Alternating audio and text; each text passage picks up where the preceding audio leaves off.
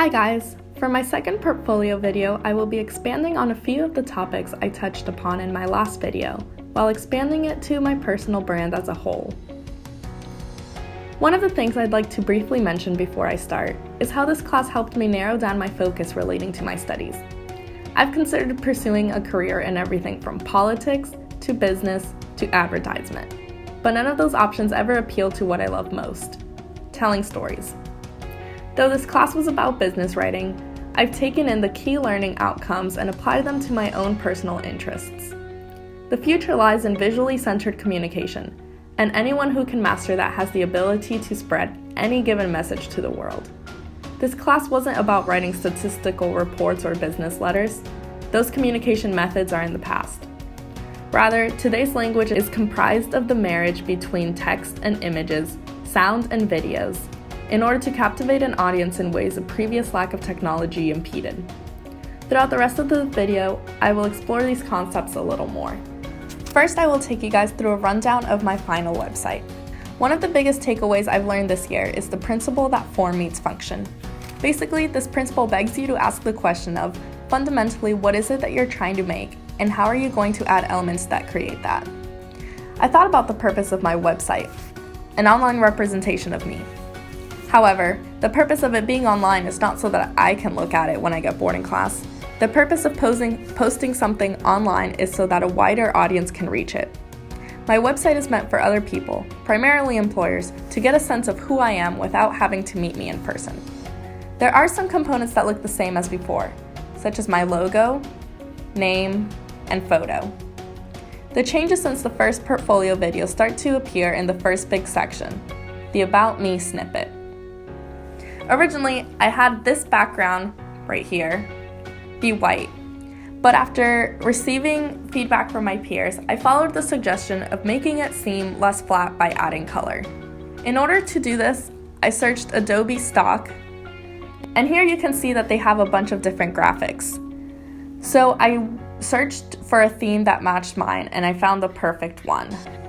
This graphic brought in a lot of the colors for my website, while still giving off a professional, minimalistic look. I edited the About Me section to include the main points. If I were showing this to an employer, what would I want them to know? First, I would want them to know my name and that I attend school here at UNC.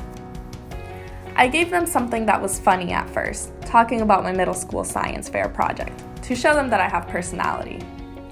Afterwards, I give them the purpose and my career pursuits. I finish it off by adding a quote of what I hope to be doing as my future career. For my business card, I once again used InDesign. One of the tools I found most helpful in this class was Google. For a lot of the projects, I searched through the internet for inspiration on my own project, and also to see what works and what doesn't. I knew I wanted my business card to be non-traditional. I hope my future career lies in the creative industry rather than something such as science or math. So although simple business cards seem more professional to those type of employers, my employers will be searching for a sign of creativity in everything I present to them. However, this is still a business card, so I couldn't have wild colors and random graphics on here. I settled on a simple color palette that matched my other products and a minimal design on the front. The back is the same postcard design from my website to present my personal information in a fresh way.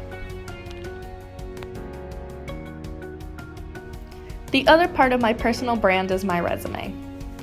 My resume is one I created a few weeks ago when I was applying to different summer opportunities. My first resume had not been edited since I was a 16-year-old in high school applying for her first job, so there were a lot of changes to make. I sent my resume to a few of my career coaches to look at, and they made important edits that helped my resume seem more polished. Together with my website, this resume secured me 2 amazing opportunities for the summer. In the coming weeks, I will be starting an internship with Carolina Housing as part of their social media team. Additionally, towards the end of the summer, I will be participating in a job shadowing opportunity at the Humana Healthcare headquarters in Kentucky. There, I will job shadow professionals in the field of digital marketing and see how they use visual communication to improve their brand appearance to consumers. Ultimately, this class taught me more than just how the Adobe programs work. It taught me how to create a design that matches the rhetorical context. In my last English class, I learned of the dynamic relationship between author, audience, topic, and purpose. This class applied that learning outcome to real-world projects. Because of this class, I've been able to narrow down my focus to one of interactive media along with a component of digital literacy. I'm excited to see what the future brings me, and I'm excited to see the progress from my very first project in this class to whatever my future brings me.